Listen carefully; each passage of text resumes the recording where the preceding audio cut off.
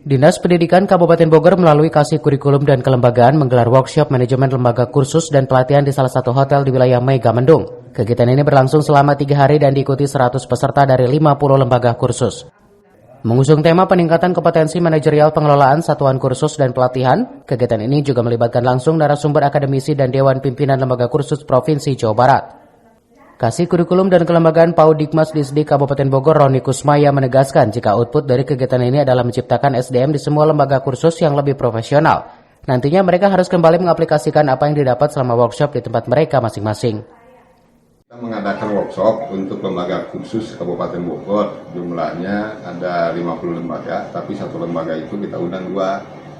Satu ketuanya, keduanya operator. Kenapa operator diundang? Karena ini menyangkut data, gitu. Data dengan kaitan dapodik. Nah, terus yang keduanya temanya kita tidak mengarah kepada kurikulumnya, tapi lebih kepada bagaimana pengelolaan manajemen yang memenuhi standar pelayanan minimal di lembaga khusus supaya menjadi profesional. Dari Kabupaten Bogor, Cevi Suryadi melaporkan.